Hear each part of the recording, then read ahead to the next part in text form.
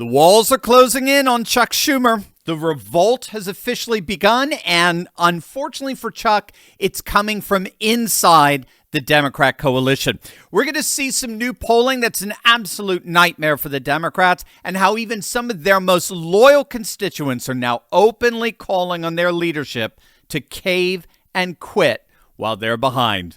Hey gang, it's me, Dr. Steve, your Patriot Professor, here to help you make sense of the madness as the far left desperately tries to stop the unstoppable rise of a new conservative age that you're making happen all over the world. So if you want a front row seat on how you're changing the world in ways you never even imagined, you know what to do. Make sure to smack that bell and subscribe button. Let's start with the bombshell polling that just dropped. This is from the Daily Mail. Look at this headline. Trump silences critics with highest ever approval rating as he cracks down on crime. The Daily Mail has Trump at 54% approval. It's absolutely astonishing this time in his second term. Trump already is routinely outpolling both Obama and Bush at the same time in their respective second terms. Again, this is a second term like no other. And keep in mind, the Daily Mail's election model predicted that Trump would win in November. So they've got a pretty good track record there. But the key term here is ever, right? Trump is right now, as we speak, clocking in with his highest approval rating ever, according, of course, to the Daily Mail. And that's the polling nightmare that the Democrats never imagined would actually happen. Everything in their focus group polling, everything showed them that Trump would take a massive hit in his popularity as a result of the shutdown, like he did in his first term, right? There was a first term shutdown, and he did get some blame. His poll numbers went down. The Democrats were confident going into this that Trump and the Republicans would get blamed for the shutdown like they always do, supposedly. We'll talk about that more in a minute. But they'll get blamed because of the 24/7 pro-Democrat propaganda endlessly spewed by the legacy media. And Trump would be forced to pressure Thune and Johnson to fold and give the Democrats what they want, just like Paul Ryan always used to do, just like Mitch McConnell would always, or John Boehner. Make no mistake. That's how the Democrats went into this shutdown 4 weeks ago. They were confident that their polls would surge and Trump's polls would collapse. And here we are, 4 weeks later, and what happened? What are we seeing?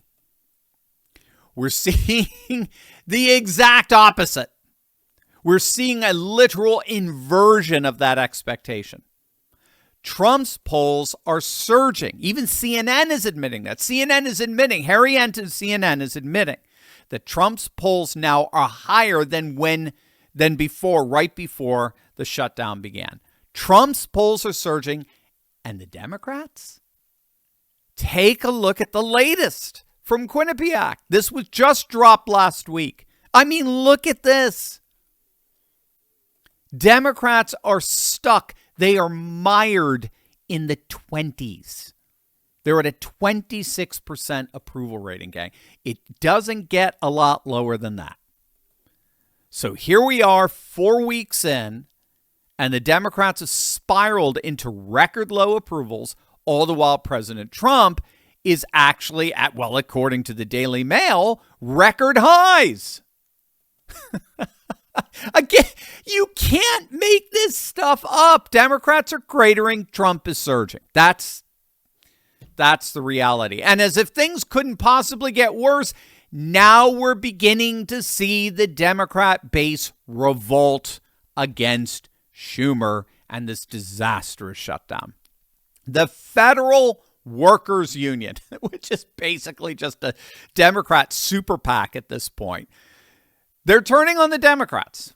They are officially demanding an end to this government shutdown, and they are putting the pressure on their fellow Democrat leadership to fold. The American Federation of Government Employees represents 800,000 federal workers. They're all Democrats. I mean, obviously, right? This union is as Democrat as they come. They publicly endorse Biden. They publicly endorse Kamala Harris. They are Democrat loyalists through and through. That is until the shutdown.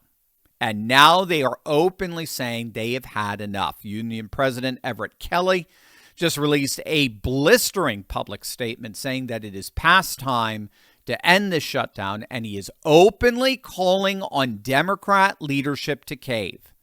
He is calling for the Democrats to accept the CR, the same clean continuing resolution that they voted for numerous times in the past to reopen the government immediately. Now, think about that for a second. The Democrats' own union allies are now publicly begging them to accept the Republican proposal. Now, that's not just embarrassing. That is complete political collapse, at least if you're Chuck Schumer and Hakeem Jeffries. That is your political collapse staring you right in the face. Again, the Democrats went into the shutdown thinking they were going to be coming out ahead. They were going to be coming out stronger and Trump weaker. They were going to be coming out more unified and the Republicans fractured. And what's happening?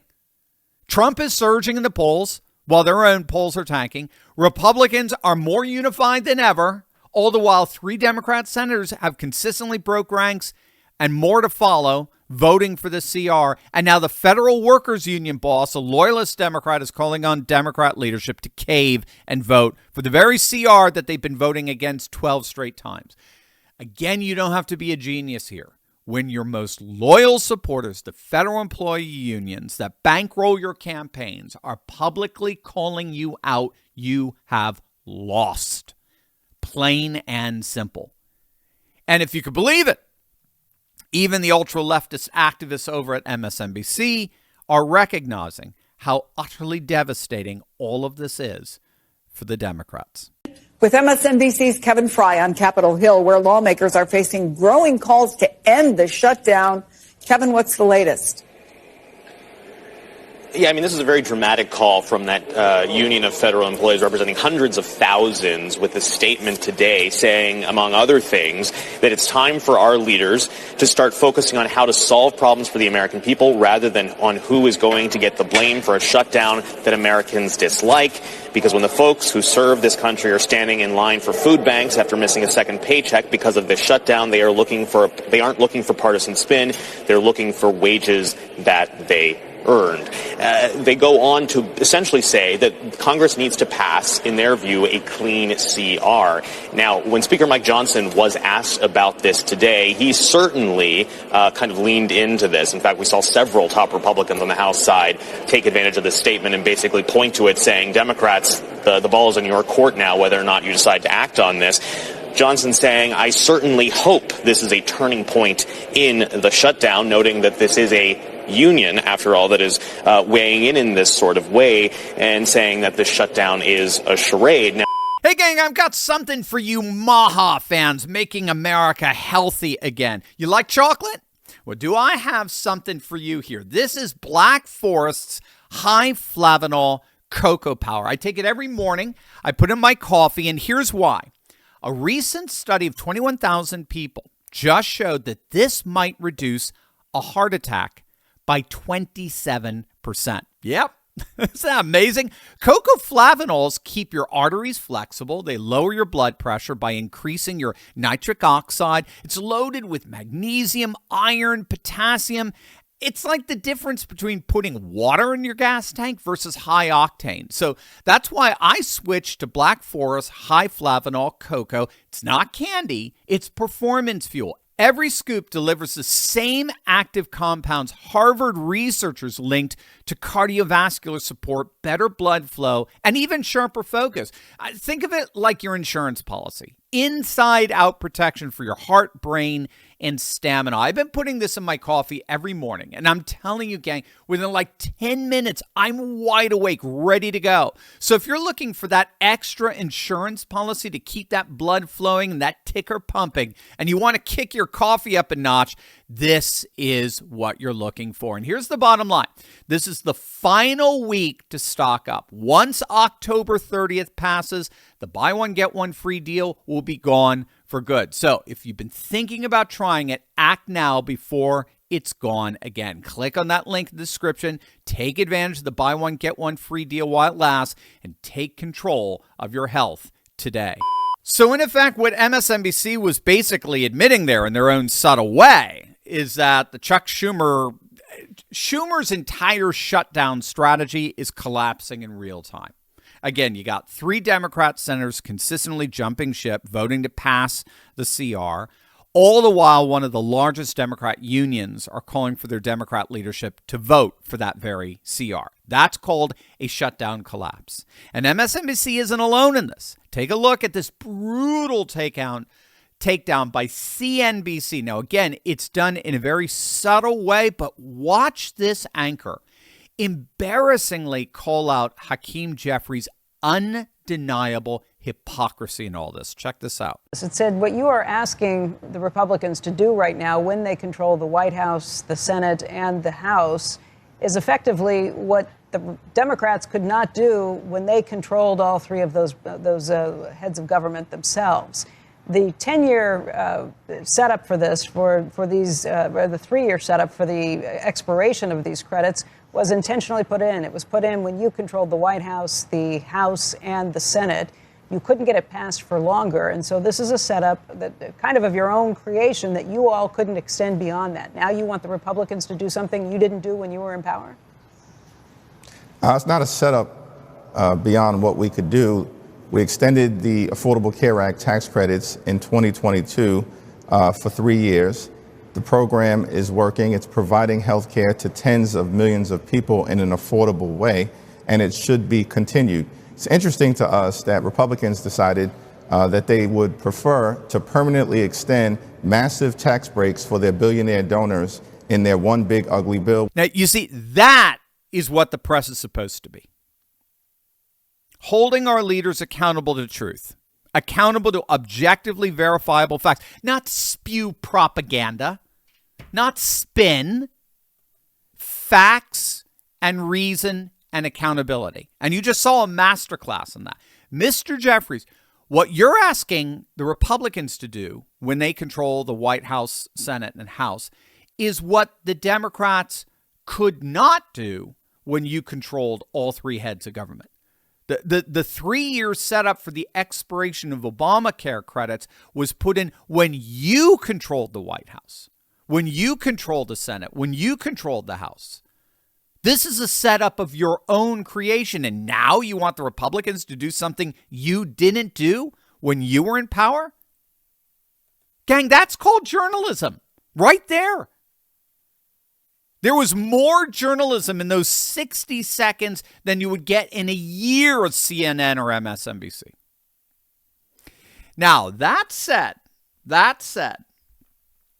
what we're seeing playing out here with the collapse of the Democrat coalition, ironically, is exactly what some of the more honest moments in the legacy media predicted. They predicted disaster for the Democrats in the shutdown, and they warned them unequivocally not to go through with this reckless endeavor. It was, of course, a warning. It was to no avail, but things are playing out precisely the way these media outlets warned they would. For example, right before the shutdown, the week before, the entire editorial board of the Washington Post delivered a scathing rebuke of the Democrats. They predicted that this would be an unmitigated disaster. And that's because Trump, in the end, was going to get everything he wanted in terms of control over government, all the while the Democrats were going to get nothing.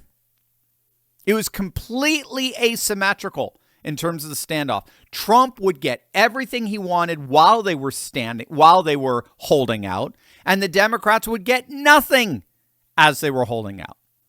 And the Washington Post wasn't alone in pointing out that asymmetry. CNN, if you can believe it, they just ran a headline a few days back. Democrats set a shutdown snare for Trump, but may end up walking into his trap instead. And again, the article admitted that in the end, Trump was getting basically everything he could possibly want in terms of power and control over D.C., whereas the Democrats have got nothing.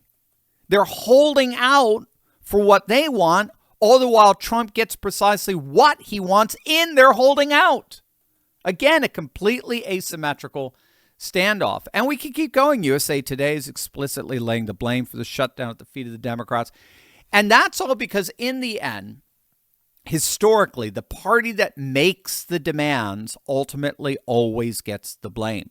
There's no way around this. The party that makes the demands ultimately always gets the blame. And you're starting to really see it more and more with the legacy media news coverage. They were able to carry the Democrats' water, as they always do, for, 3-4 weeks or so, but that's about it. If the Democrats and the legacy media's combined effort can't get the Republicans to commit unforced errors and cave in this, that's the risk the Democrats taking. Then the Democrats are the ones who are going to have to cave, since they're the ones who are making the demands. They're the ones causing the shutdown. They're the ones refusing to vote for the clean CR, the very CR they voted on numerous occasions in the past. And the more people realize that, the more the Democrats are going to be blamed for this shutdown. And that's why their own constituents are calling on them to cave. Cut your losses. I mean, your polls can't go that much farther, right? Cut your losses, open the government, let's move on, lick your wounds, let's fight another battle here, which, of course, it'll just mean the end of Chuck Schumer and Hakeem Jeffries' careers. Because once again, they're seen as losers. Trump wins and they lose again. So this is a political disaster in more ways than one. Regardless, the Democrat front is indeed breaking. Their coalition is collapsing. And the American people are finally seeing the Democrats for who they really are. If you've ever wondered how we got to this point, this woke confusion about truth, family, and morality, you need to read The Abolition of Man by C.S. Lewis. I'm leading a 7-week live book study through it with our Courageous Patriot community, and I'd love to give you a free preview. You'll get the first episode and a digital copy of the book absolutely free. Head to turley.pub/abolitionofman and check it out. Trust me on this one. You're going to love it.